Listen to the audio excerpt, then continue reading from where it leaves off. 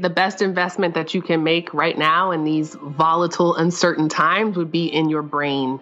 So if you have not adopted mindfulness or meditation or something else that allows you to manage your thoughts, I would highly recommend it. I think oftentimes we have this tendency to expect or require the people in our lives to fully support and express, 100% approval of these dreams that we have.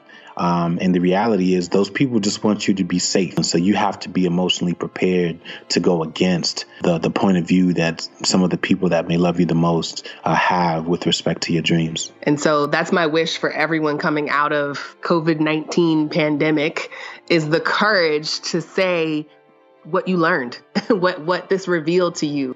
This is Julien. And this is Kiersten Saunders, and you're listening to Dreams and Drive.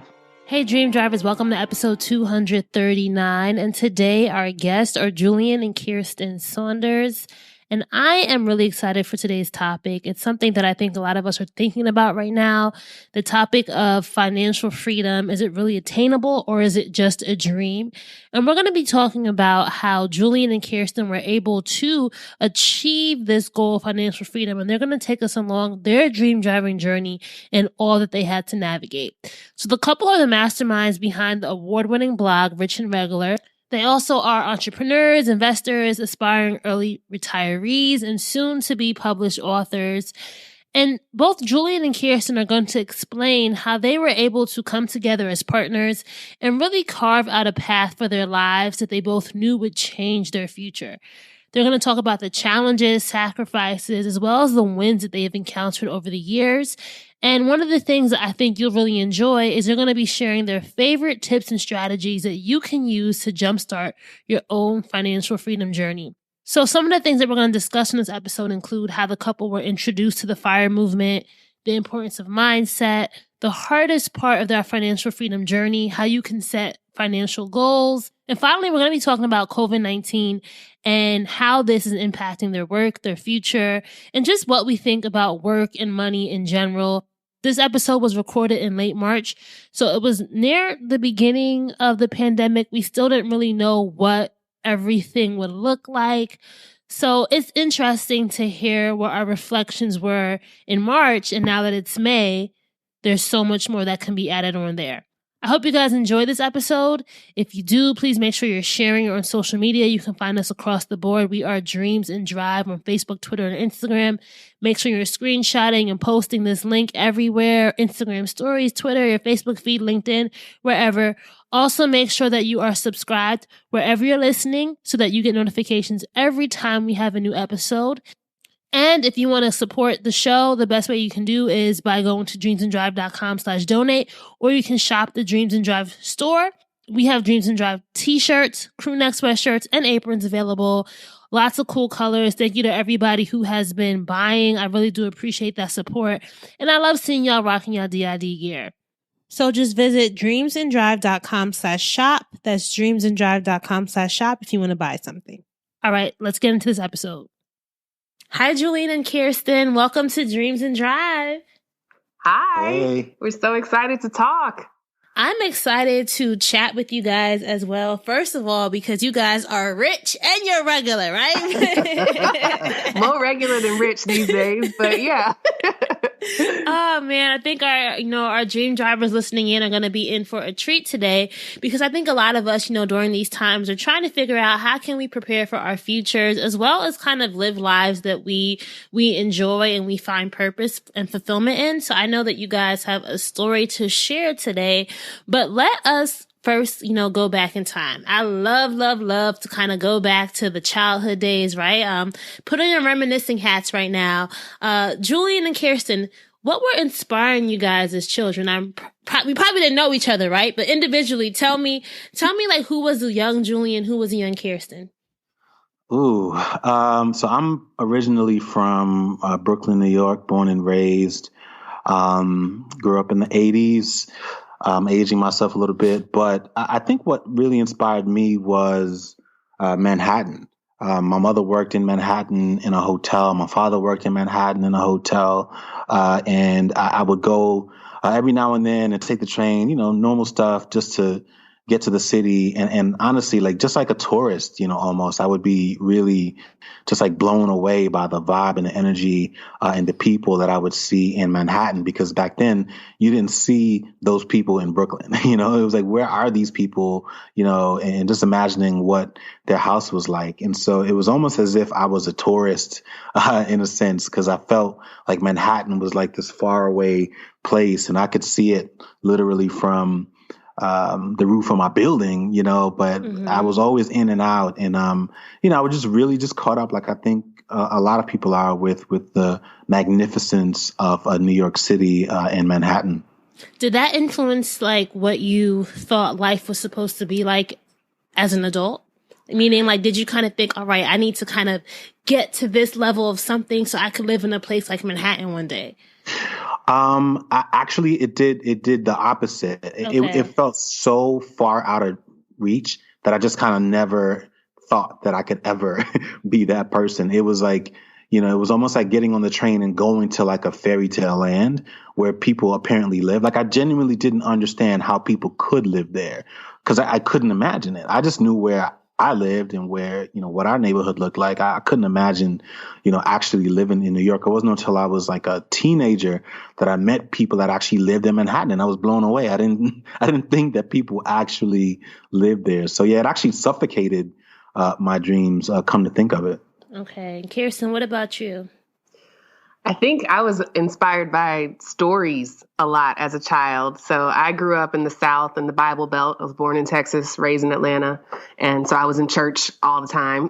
So Sundays I would hear stories about the Lord. Wednesdays I would hear stories about the Lord. Saturday night I'd be singing stories about the Lord at choir rehearsal. And then when I wasn't at church, I was always like, I was a bookworm. So I was always reading. I was always writing. When we visit families, I have one of those country families that sit around on the porch and tell stories. And so I was listening to the elders tell stories about, back in the day when they used to walk 5 miles in snow and pick cotton and whatever other lies they were telling. But I have always been inspired by hearing and telling other people's stories. Okay, so then what were the plans for both of you guys as you headed into college, right? Because you hadn't met yet. You're living these two individual lives. Kiersten, what was like, what was on the checklist for you post-college? Like, I'm going to do this. This is what my life is going to look like. Oh, man. Post-college, I had a view of the world that was very much like what was on TV. I had a goal to make $100,000 before I was 30 and like live in, high-rise apartments and work in corporate America and be like a boss. Like, I just knew I was gonna be a big deal corporate lady. I didn't know exactly what I was gonna be doing, but I just knew that, I wanted to be a big deal, like somebody in charge. Okay. And then Julien, what about you? My worldview was not nearly as vast as Kiersten's. I just did not have that kind of perspective. We moved down to Atlanta like millions of other New Yorkers shortly after or right around the time of the Olympics. And so in the late 90s. And when I graduated high school, I literally 2.5, maybe 3 weeks after graduating high school, I went straight into culinary school. And so I was convinced at that point in my life that I wanted to be a chef. And I did become a chef. I cooked professionally for about 7 years. And eventually just kind of phased out of that and moved into other parts of the restaurant, hotel, and hospitality industry. But yeah, that was all I wanted to do. I think my dream back then was, because my family is from Jamaica. Big up. Yeah.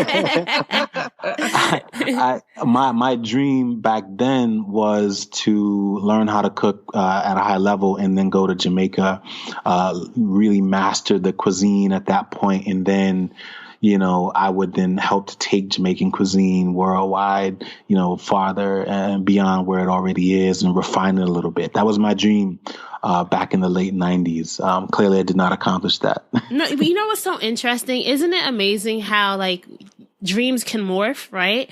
Depending upon where you are, your viewpoints, who you meet. Because I know for you, Kiersten, meeting Julien was life-changing in the sense that you guys put together this new dream, right?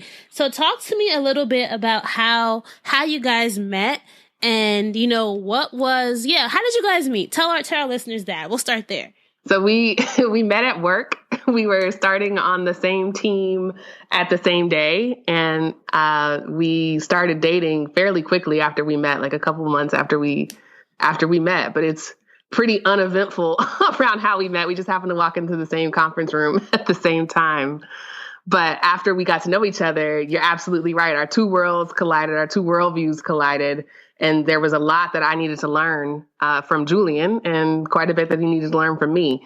And so once we started having those conversations about money, we came to a worldview that was a combination of the both of ours. And it's been incredible ever since.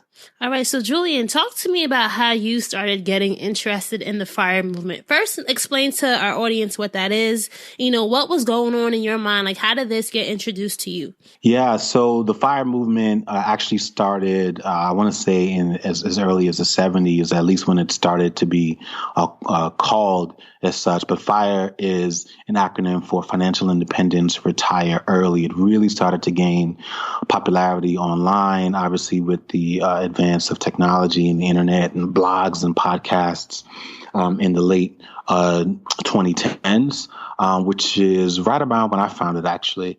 I think what really got me into it was, I think like everybody else, I was in my young or low 30s, and you go through these points at work where you feel overqualified and undervalued for the work that you're doing. And you just sit in that work and you just think about whether or not you realistically could do this for another 30 years. And I think for a lot of people, the answer is absolutely not. I can't do this. And then they jump ship and they go to another company thinking that the grass is greener. But I think what a lot of those people realize or learn is that, some things might be different, but you're just dealing with a different color of, work politics or a different brand of frustration, or you're just kind of trading off one thing that doesn't necessarily make you happy for another thing. And so there's really no escaping it. And what I really loved about the FIRE movement is that there were no barriers to entry. It was really all about getting a really strong grasp on your spending, getting really savvy and specific around your investments, and going hard in terms of, saving and investing until you can reach a point where your income or your portfolio is able for you to generate an income from it. And you can do that also through side hustles or entrepreneurship or real estate. And to date, we've done a little bit of all of the above. So it really came out of a place of frustration. I felt like I'd done everything right. I got the good job, but I was still really, really frustrated, and I didn't like the person that I was becoming. And so I needed to figure out a pathway out of feeling so stuck. So, you were doing all this research. You were thinking to yourself, okay, this is something I could be a part of, I could do. How did you then introduce this new dream to Kiersten? It was not the most elegant way. Okay. I mean, because, it wasn't something that I led with, and she kind of alluded to it as well. Like, when you're dating someone, you're meeting, a version of them, you don't share every single part of yourself. And so the parts of myself that I wasn't sharing with her was like this kind of natural sense of saving and this natural frugality that I have, that I think just came from, one, growing up in a Caribbean household and also growing up poor. She was the exact opposite. She grew up in a more privileged environment, and money was never like this elusive thing in her life. It was always there. And it's not a bad thing. It's just, she had a completely different experience, and I needed to learn from her, what that was like. And yeah, like I mentioned it to her, and we actually ended up getting into an argument, which is what sparked, the whole conversation. And at first, when I mentioned it to her, she thought I was crazy. Like, why would anybody voluntarily decide not to spend money? Like, if you can afford to, get a nice car, you get a nice car. If you can afford to live in a nicer area, that's exactly what you should do, because there are perks that come with that. But what I was trying to explain to her was that all of those feelings were temporary. You can live in a really, really nice house today, but I guarantee you 3 years from now, it's not going to seem as nice. Or if you get that really nice car, and even if it is your dream car, 2 years from now, there's going to be a new version of that dream car. You know what I mean? Mm-hmm. Or that car may be costing you more than it's worth, and now you're stuck with it, And so I just wanted to get to a point where we knew that even if we decided to change our minds about anything, that it wouldn't have an impact on our financial stability or our ability to create generational wealth. All right, so Kiersten, give me your side of the story now. What? Because there's always two sides, right? So how did it feel when Julien came to you with this idea? Because I think for a lot of us, sometimes it can be nerve-wracking, it can be scary, it can be, there's all these emotions that may come up when someone introduces this new thing to us, right? Yeah, that it felt foreign to me. The things that he was talking about felt like some other planet type way of living. At the time, I had a ton of consumer debt, but I was also really optimistic about my career path. I had been told, I was smart and there was a management trainee program, and that in, however many years after I climbed these, ladders and accomplished these things, I would be making a lot of money. And so I just felt like endlessly optimistic. Some of that is based on my religious upbringing, where I believe in concepts like abundance and faith, but I was doing it kind of blindly. I had no evidence to support why I believed the things that I believed. And Julien was the first person to challenge me to say, what is the evidence of your beliefs? What is the evidence of you thinking that, you could be the next VP? Like, let's look at the org charts. Matter of fact, let's not just look at our org charts. Let's look at all of the neighboring companies that you think you could work at org charts. And it was kind of sobering to let go of something that I believed wholeheartedly, but it was also the best decision that I've made in my life. Once we decided that things like, spending money that you don't have is not normal, is not going to be a normal thing for our house, everything got significantly easier for me. The choices that were available to me were limited. And so there was a freedom in that. When we think of FIRE, a lot of people feel like, I can't do that. It's not possible for me. I don't have that much money. Is there really a starting point, or do you feel like it's something that anyone can kind of start with and make some kind of progress with? I think anyone can embrace the principles, but I would never say that everyone or anyone could achieve financial independence. There are a lot of people that don't make half of the income that we make. But with that said, there are also people who make significantly more than we do, but aren't able to actually save the money that we save on an annual basis. And so it really just depends. Everybody's financial situation is different, but I will say I've never met a person who was unable to spend less money, right?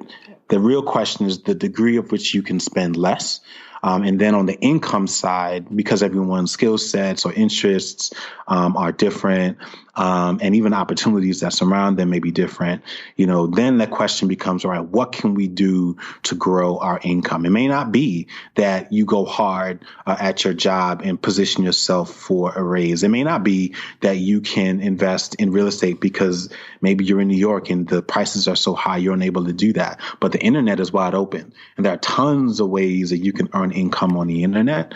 And even if you don't want to do that, if you just have good credit, you can leverage your credit to advance an entrepreneurial interest, and so on and so on. And so, that's where I start to remove a lot of the excuses, because in terms of earning income today, there really are a lot more opportunities than there have ever been. But even then, you've got to have the time to do it. And so I say all of that to say it just depends. I think everyone and anyone can adopt some of the principles, but it does require a lot of strategy and, let's say, positive circumstance in order to ultimately achieve financial independence. Yeah, and what's something, when you said the word mindset, the thing that I automatically thought about, so viewers or listeners, we're recording this now, the end of March, amidst the COVID-19 outbreak, right? And I really think this whole crisis is forcing a lot of people to really consider reconsider what's essential versus non-essential, right? I feel like a lot of people, I don't know if you guys have seen this in your own lives, in your own social circles, they're really realizing a lot of the things that they were spending on probably weren't as essential as they needed, right? So it's so important to really remember that it all starts with a mindset shift, right? Yes, it's all perspective. It's funny you say that because my best friend doesn't cook at all. Like she eats all of her meals out. At all, like not even breakfast? Not even breakfast. Like everything. She has a Keurig, so she can like make a cup of coffee, but I would say 90% of her meals are cooked by somebody else. But this has forced her to take on a different pattern. And for 2 weeks, she's been cooking for herself. And she's like, I guess I can do this. And it's like, yeah, I've been telling you that for 5 years. Like, why did it take a pandemic for you to turn your stove on? But it is about perspective. Sometimes, you have to be forced into a situation. And other times you can step into it willfully. But what we wanted to avoid was as many situations that we're forced into as possible. Like that's our definition of financial independence is I'm not forced to do anything. I can choose whether or not I want to work. I can choose whether or not I want to eat out, what kind of house I want to live in. But when you have constrained finances or when you have very limited savings, like there are some choices that you just don't have access to. You are forced into certain circumstances. Let's put a date on stuff. So when was year one of you guys' journey? Just so I can get the timeline right. 2012 was when we met. So that would be year one of our collective journey. All right. So I mean, when you guys decided you were going to embark on this financial, like the FIRE movement, was that also the same year? No, we started by paying down debt. So we spent about 2 years paying off a lot of debt. And then once we were debt free, there's a number of paths that you can take on what you want to do with your life. And our decision was to continue saving all the money that we had been diverting towards paying off our debt. We decided to save and invest, and that would lead us to financial independence. In addition to purchasing a rental property, we bought a rental property in 2014. And then our old primary residence, we turned into our second rental. She probably forgot because we just sold both of them. So right now it's probably just like a couple days fresh. We just sold all of our rental properties. Well, congratulations on that. I definitely made a note of that because I wanted to talk about that. But, in the beginning then, what was it like, achieving this or, on the road to going debt free? Like, talk us through some of the things that you guys collectively were doing in order to kind of get this debt down. A lot of quarantining, a lot of social distancing before it was a thing. But real talk, like this pandemic best practices was exactly what we did to pay down our debt. We didn't eat out. We cut cable. We reduced a lot of our expenses that's down to the essentials. And then we saved the rest. And at the time, the market was growing. So it was a little bit different than right now. But we cooked a lot at home. We cut out date nights. When we did go out, we would eat a little, pregame at the house before we went so that we weren't ordering like appetizers and dessert. We would drink before we went. We would watch a lot of movies at home. We would take walks. What else did we do? That's about it. Yeah. I mean, I think the real hard part, I guess, is just pretending like you don't have the income. Because, if you got a bonus, you got to really pretend like you didn't just see that extra check pop up in your account. If you got a tax refund, I'm just making up stuff now, but that is the key. The key is to say, listen, we were making $60,000 and we literally did this exercise. And I was like, all right, how happy are you, right? Like, what does happiness feel like? And you put a number to it and say, all right, if we went out to eat 2 times more, would you be happier? If we took more vacations, would you be happier? If you had fancier shoes or a new car, how much happier would those things be? And so you really just kind of narrow it down, and then you focus your income on the things that make you happy. And if it doesn't make you happy, like having a fancy cable package, then stop doing that. If having a bunch of, clothes and shoes and those things don't make you happy, then stop doing it. If going to the club doesn't make you really happy and you don't like people bumping into you and touching you and you're a germaphobe, then stop going to the club. And so it was once we got really clear on what made us happy, or to use Mary Kondo, what brought us joy. It was really simple. But it's not to say that it was easy, because obviously there were frustrating moments. Yeah. There were times where, things would be wrong at the house, or you would just be tired of being at home. And in those cases, we then would plan something that we knew would make us happy. And so we love to travel, we love to eat, and so we'd go to a nice restaurant. But the key is, we're not doing that every week. We're not doing that every weekend. It was like we do that when we really, really need it. And in between those times, we were trying to make a cost-effective decision. And, I think, I always ask people this question because I think it's something that, can affect us, even if we want to say, like, I don't care what people think. But how did you deal with people in, like, your family, your social circles, who were looking at you guys like, y'all crazy? Or were there people who were, like, saying, okay, what are you doing? It's not necessary. Absolutely.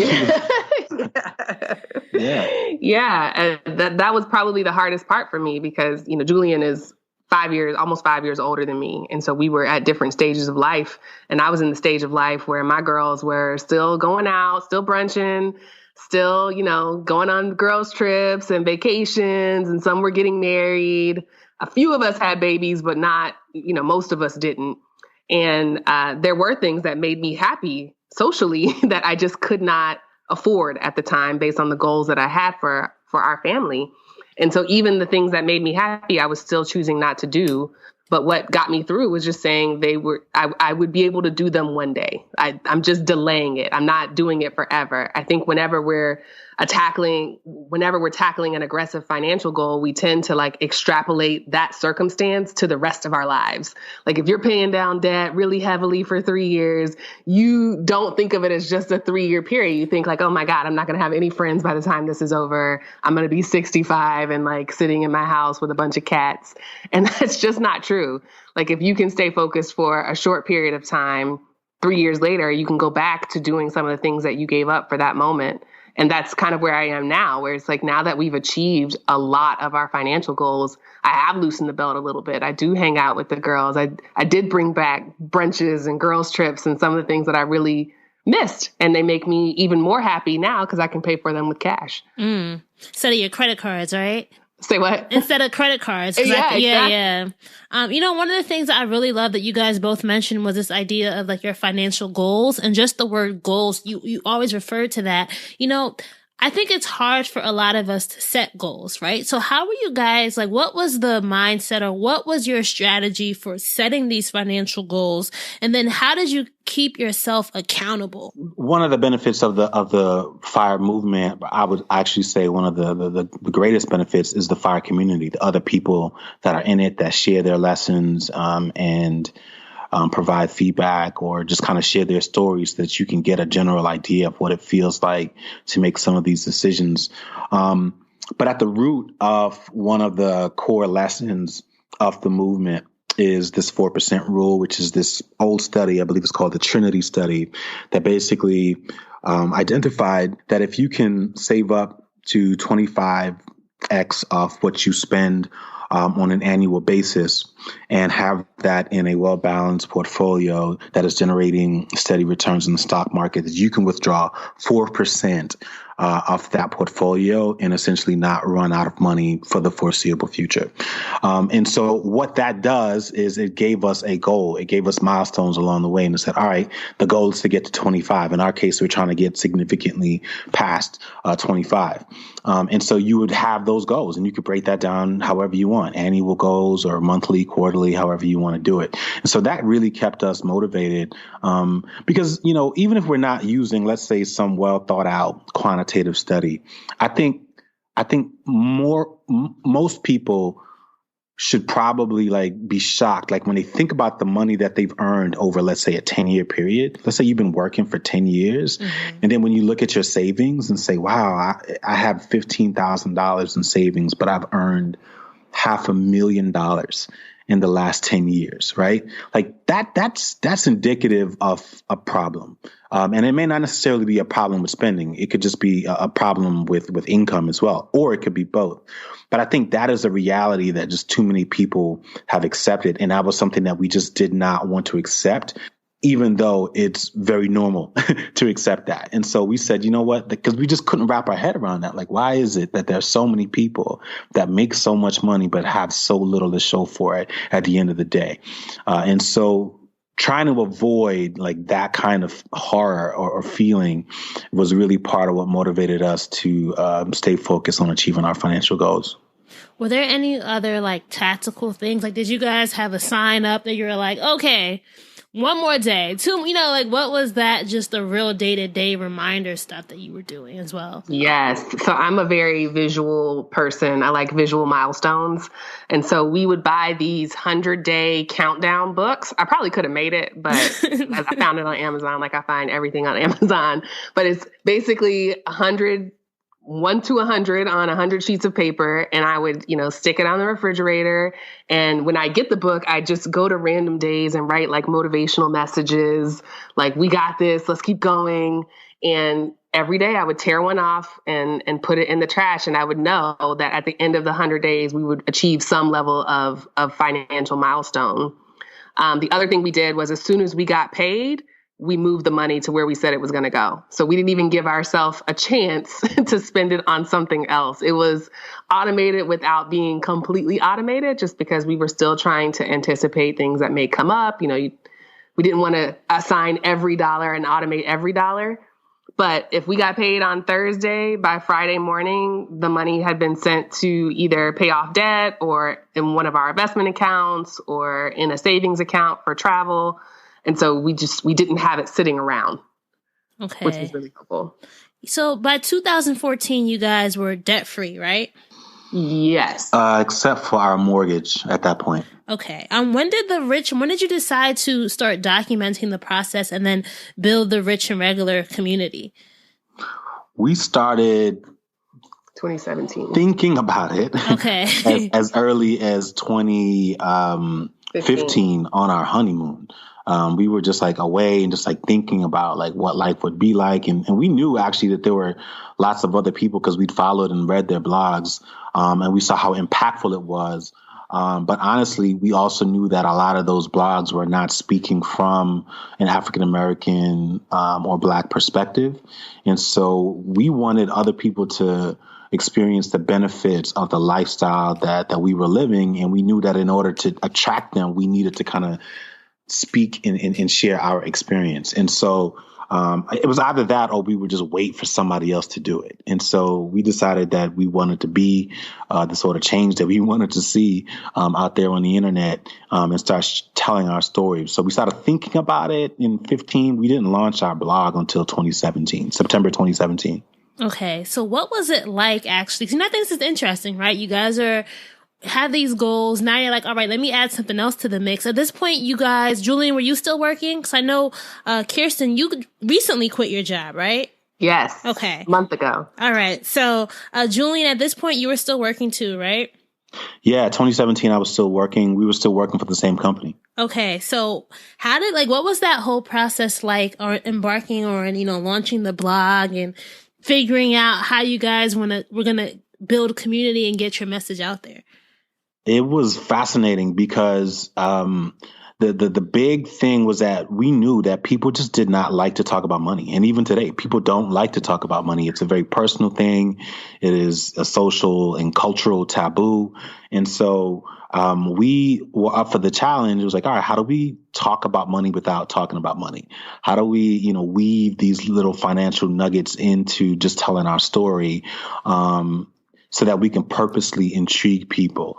And then also, how do we just tell the truth about some of the frustrations of working in a corporate environment? And so what was also fascinating was that, let me be specific, working in a corporate environment as a Black person.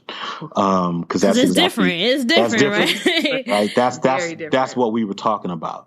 And it was fascinating because the response was like, wow, finally somebody said it, and I think that there were a lot of people that were nervous. They were like, man, there's no way you'll get promoted, talking like that, putting people on blast. And we weren't being messy, but we were being honest about our experience, about some of the microaggressions, about some of the times where we felt dismissed or, like just kind of judged or, stereotyped. Like it's real, and we deal with it, and we, bottle it up and we bring it home, and we just didn't think that was fair. And so we wanted our blog to not just be a place where we found ways to, educate people about financial concepts, but also be a place where they can feel heard and seen. And because, when you work in those environments, oftentimes you feel muted. You can't tell the truth. You can't say what it is, even though you might be seeing it and feeling it every single day.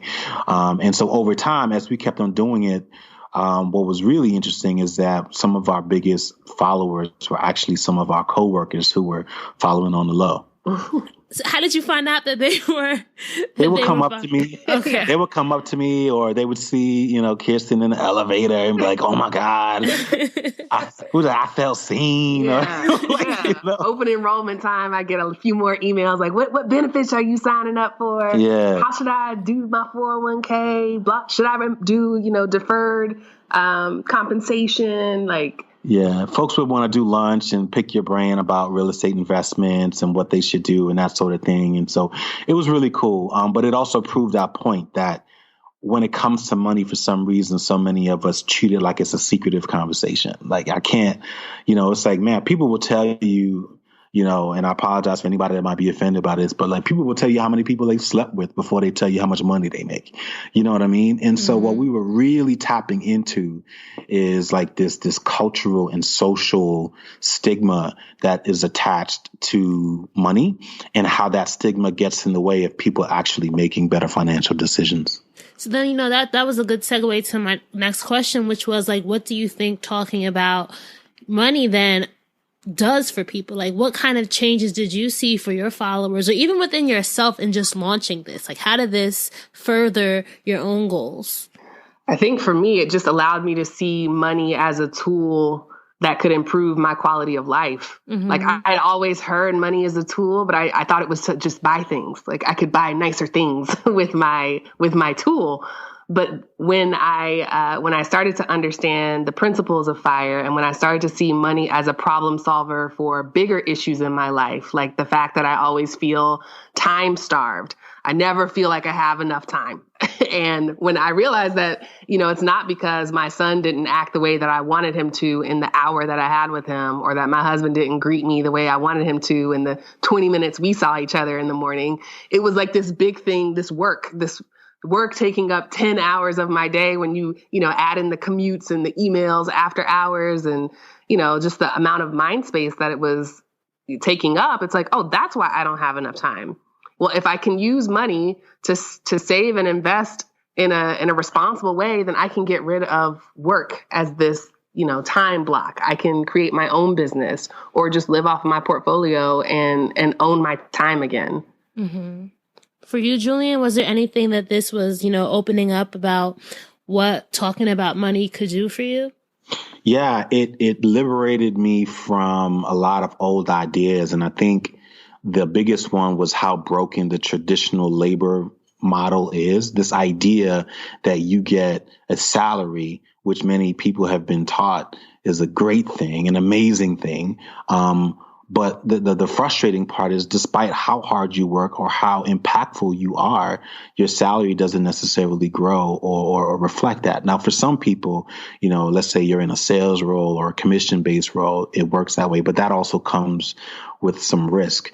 But what was just frustrating is that, if you get paid, even if you get paid, a lot of people will say, listen, I get paid six figures. And it's like, yeah, but you get paid six figures to do multi-million-dollar work.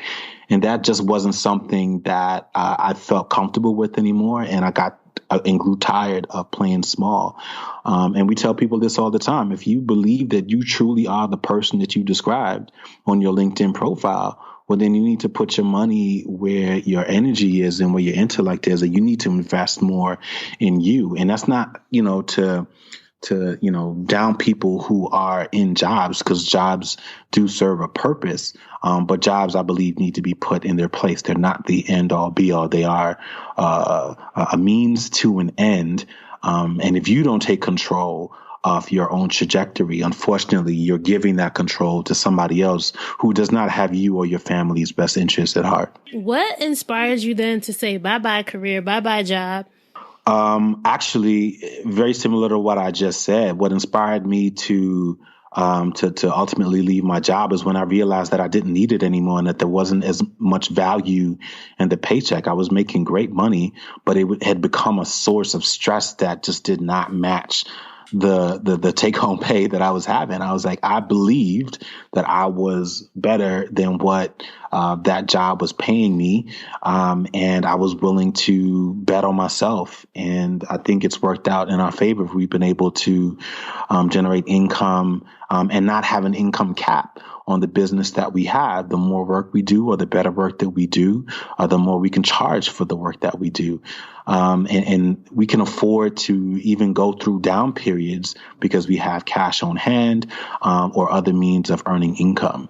And I think, going back to your earlier statement about things that we all realize, because you could mention it as an unexpected benefit to this pandemic. But I think anyone that goes to work and feels like they're wasting their time, because they only do like 2 hours of work, like this pandemic is revealing that, right? It's like, you're absolutely right, because you're just as productive as you were when you were getting up, getting a shower, fighting through traffic, going to work, exposing yourself to people with germs, getting frustrated, coming home, only having 20 minutes to watch an episode or something before you got to shower, eat something and do it all over again, right?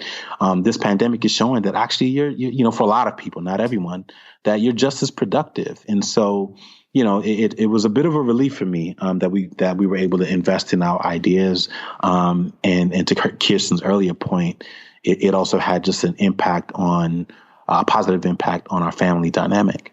Kiersten, I wanted to ask you then, you guys are both co-drivers in this dream, right? How did it feel when Julien left his job? Was it kind of something you wish you could have done too, but it wasn't the right time? What was your mindset during this period? Yeah, it was definitely something I wish we could have done together, but that was such a fleeting thought. My initial feeling was a feeling of pride. Yes, I'm the breadwinner. I can support a household. My man can go, fulfill our dream, and I'll bring home the bacon, and, everything will be just fine. But what I underestimated was how much he would change when he no longer was exposed to, a work environment that was toxic. How much he would return to be his true self and become a lot more direct and honest and curious about the world because he had more time to do those things, and how I didn't. And so our worldview was just so different, after a year and a half of him not working and me still going through the routine, that it was becoming a problem in our marriage. It was causing communication issues. I was feeling very defensive when he would ask, what should be an innocent question. It shouldn't be taboo to ask me if my work environment is toxic, or why I think I need good luck before a meeting, or why I'm staying up all night working on a presentation, even though I'm not the one giving it. Those shouldn't be bad questions, but I would feel really defensive. And we knew something needed to change fairly quickly. And it took me a while to realize that I had the power to leave as well. So I was going to ask you then, what did you do then to start putting that into place so that you could leave? I started to ask myself different questions. So for a long time, I told myself I couldn't leave because we weren't going to hit this financial goal that we had. So we were planning on me working for another year and a half. So my salary was going to be the thing that tipped us over into financial independence, and we could leave and be full-time entrepreneurs, knowing that, we have a very full portfolio. And if the business didn't work, then at least it was a good try. And so when I was holding myself accountable to that, I started asking myself different questions around, entrepreneurship. Do I believe that there are people who start businesses without having a lifetime's worth of money saved up? The answer is obviously yes. Do I believe that what's really at risk here is my ego and not the financial wellness of my family? The answer there is yes. We did a lot of things right. And so money was not going to be an issue, whether or not our business took off or anything. Did I believe that my marriage could improve with this decision? 100% yes. Do I believe I could be a better mom to my son if I had more time? 100% yes. And so when I started asking myself different questions versus holding myself to a standard that I had created, 5 years prior to becoming a mother, becoming a wife, becoming someone who has this business and, has met all of these people who do the things that I want, the answer was easy. It's like, oh, I just need to go on and type up that little resignation and leave. Yeah. So it's been a month, you said, since you quit, right? Yep. How does it feel now? Like, what, I love talking to people when they first make that quit. Like, how do you feel now? If it weren't for this pandemic, I'd probably feel much better. I don't know how I feel. Okay. That's real. That's real. Yeah. Yeah. Like, I'm grateful that I am not worried about a job right now. Like, I'm grateful that I don't have the stress of knowing, wondering whether or not the layoffs that happen next week are going to affect me. And I'm saying next week generally because people are getting laid off every week at this point. But yeah, I'm grateful for that, but I still worry about the same things that everybody else worries in addition to their job. I worry about my parents. I worry about my cousins and my siblings. I worry about, just the entire mental health of the nation right now with all this toxicity and misinformation on the news. And so I don't know. I will say the one benefit is that, when I quit, I wanted to develop a different relationship with time. I wanted to truly feel like I had 7 days a week, 24 hours, and that weekends were as arbitrary as like a Wednesday or a Thursday, because that's the benefit of being a business owner. You can make your weekends Monday, Tuesday if you want, like hairstylists do, and work the weekends if you want. And I will say that this pandemic has accelerated that. Like, I have completely lost track of what day. I think everyone has. Like, what is today? And I'm glad that everyone has, because it allows you to reset like what work is and what it has to be. Does it have to be a 5-day work week in the office? Like, this is teaching us that no, it doesn't. It can probably be 3 or 4 days and maybe just longer, or it can be spread over the week, or it can be a part-time thing. Like, it's resetting a lot of old, outdated assumptions about work. And those were the reasons that I quit. Like, I probably could have kept doing my job had my employer been willing to be more flexible. But since they weren't, it was kind of like, well, then I don't have to do this. Yeah, I really wonder, let's say, like, by the end of this year, what will our economy look like our work economy look like, our job economy? Because I feel like what's going to happen is people who are doing their jobs at home are not going to want to go back, right? Exactly. Like, I really feel like there's going to be people who are like, I could keep doing this from home, It's going to be really interesting. I definitely think that. Yeah, I hope all those people have the courage to say that, because they can change the dynamic of the workplace just by expressing the fact that they don't want to go back. Like, the employee has the power here. If everybody aligns, and we're seeing this with some of the gig economy workers from Instacart to Amazon and the demands they're making of their employers, I'm using the word employer loosely, but of these platforms that, are deploying them out, we can all demand better for ourselves. And we should. Like, we should not come out of this pandemic and go back to the way that things were when the government and systems and institutions have proven that there is an alternative that they can pretty quickly access. It does not require much. In 4 weeks, we've seen the landscape of work and government flip on its head, and we shouldn't allow it to just flip back because it was broken before this. I am with you on that one. As we think about our dream drivers maybe at different stages of their own journeys, right? What are some general financial wellness tips that you guys can share from your own journeys about, things that we can do right now to start just being better financially, to really put our financial health on the forefront? What are some of your practical tips that anyone can kind of do right now? Get comfortable living on significantly less than you make. And so a lot of people have been given this rule of thumb of 5%, save 10%. And you can do that over, let's say, a 30, 40-year period, and then you'll retire a millionaire.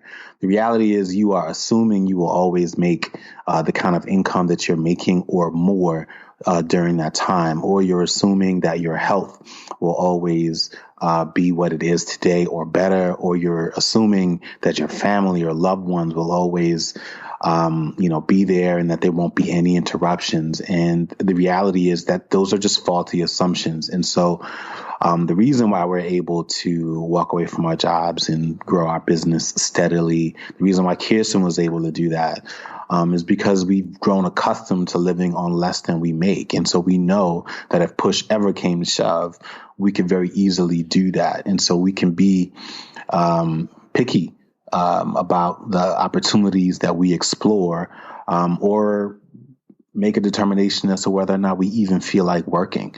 We haven't even hit our number yet, but we're already starting to experience the benefits of the freedom that comes along with not needing to work for income. And so I would also say, especially for someone that is driven, most likely all of your listeners are like really focused people. I think those type of people have a tendency to give themselves too much credit in terms of their work ethic. If there's one thing they know is that they can work hard. But the problem with that is you don't know your threshold oftentimes until you've already passed it. And so I would say focus on your health, make that a priority. Don't make that something that you are trying to correct on the back end. Make it something that sustains you throughout your particular journey. I love those. Kiersten, anything you want to add? I would say the best investment that you can make right now in these volatile, uncertain times would be in your brain.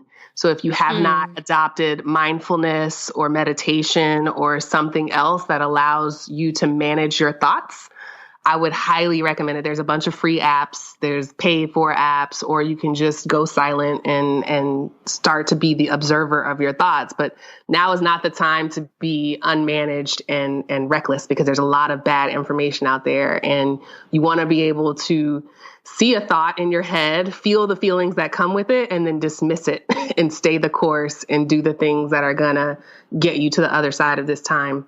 Do you guys have any other, what are your favorite apps or resources that you've used beyond your own platform, right? That you'd want to share with our audience that you feel like, good tools to look into? For financial tools? Or? Yeah, financial tools.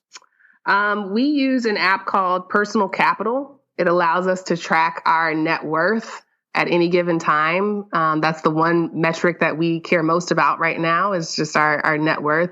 There are also like budgeting apps. There's one called You Need a Budget, which has a fee to it. So it's not free, but people who use You Need a Budget swear by it. When I was budgeting and paying down debt, I actually used Mint, which still exists, and is a great app. It's kind of like it's kind of annoying because you can set up all these alerts and notifications, and it will tell you the minute you go over any category in your budget. But if you need that, then, it's a great resource. There are also like lots of calculators online. I don't know why people don't use like the calculators more often, but calculators that help you figure out how much interest you're paying over time. So if you have a car note or student loans or any sort of revolving debt, I would look up one of the apps to see how much holding on to that debt is costing you. And then you can go into a more informed decision about what to do with it, whether to pay it off quickly, snowball it, refinance it, consolidate it. Like, you have options with your debt, but you need to be informed around, how to calculate what it's costing you before you choose. All right. As we kind of close out this interview, I'd love for you guys to reflect on what you think has been the biggest non-financial obstacle you personally had to overcome. What were your tips? Like, how did you get through that? What would you recommend for others who also might be experiencing that as well? That is a very deep question. But I can tell you that the biggest non-financial obstacle I had to overcome as a wealth builder is this feeling that I was leaving my friends and family behind. It was like a monkey on my back, and it was the thing that would make me almost slow down or not explore opportunities or take advantage of things when they came knocking, because I knew, if we're being honest, the richer I became, the wider my world became. And I felt like I was just leaving people behind. A lot of the people that I know are working class. or working poor. And they've not had the opportunities that I've had. And so I really, really struggled with that. And everybody's situation is different. But in a few cases in particular, I had to overcome this idea that I was leaving people behind and accept the fact that some people decided to stand still. There were some people who had, and were right there, right next to me, and had the opportunity to go left, but instead they went right. Or decided to stand still. And so I had to really come to grips with that and not feel guilty for the things that I was doing or feel guilty for the gains that I'd made over the last 15, 20 years. Hey, that was a good answer.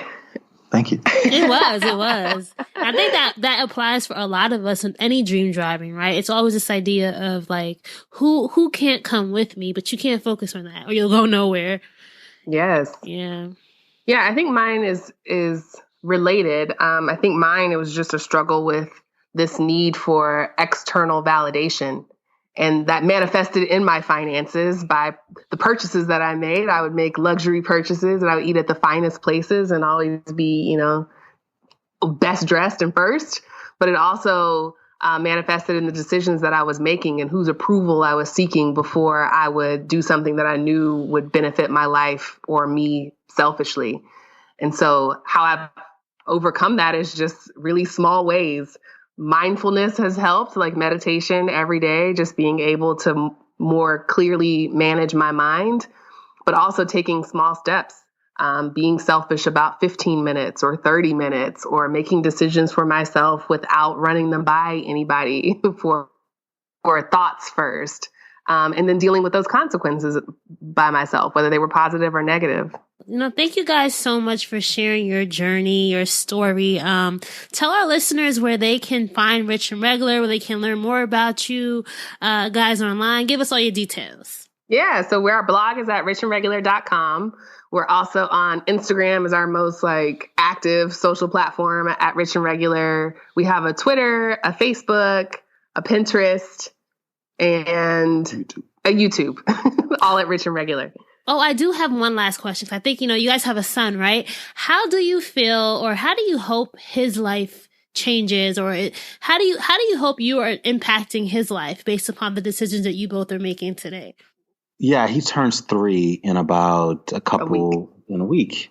And I think the biggest thing for me is being able to show him things in real life.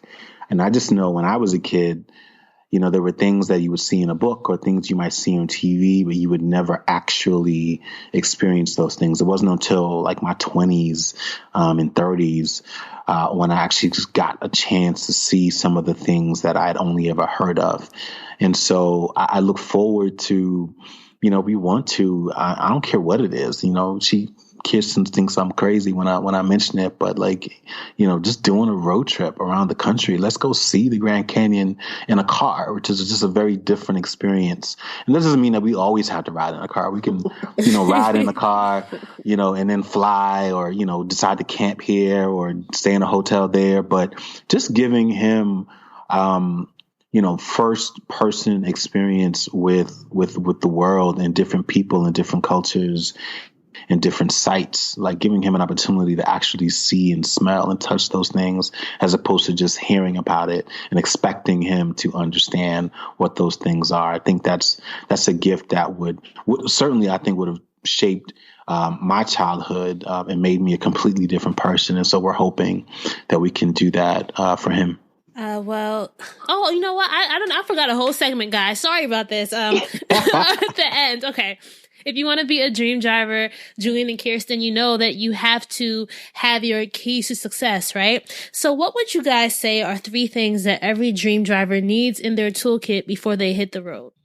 I'll start with, because I kind of mentioned this earlier, courage, which is, I'm defining it as the audacity to believe that you're worth incrementally more than your current position. And so that's my wish for everyone coming out of COVID-19 pandemic, is the courage to say, what you learned, what this revealed to you, to your, not just to your friends, but say it to your employers, say it to your local government, say it to your federal government, say it with your dollar, say it with your vote. Like we can shift the culture, but we all need to have the courage to say it. I am a born Jamaican, and so I'm going to say discipline. That comes pretty easily to me. But, I think just like the idea of having the stamina, the emotional stamina to deal with the people in your life who may not necessarily support your dreams. I think oftentimes we have this tendency to expect or require the people in our lives to fully support and express, 100% approval of these dreams that we have. And the reality is those people just want you to be safe. And oftentimes being safe means you standing still. And so you have to be emotionally prepared to go against the point of view that some of the people that may love you the most have with respect to your dreams. I love it. Anything that you guys together can think of, or we could just go with two. Let's just go with two to make it easy. Well, thank you so much, Julien and Kiersten. This has been such an enlightening conversation. I really enjoyed it. And I really hope that our dream drivers as well take away a lot from this and know that like anything's achievable, right? Anything's possible. Yes. Absolutely. Thank you so much for having us. All right, so that's a wrap for episode 239 with Julien and Kiersten. I hope you enjoyed hearing their dream driving journey as well as their keys to success.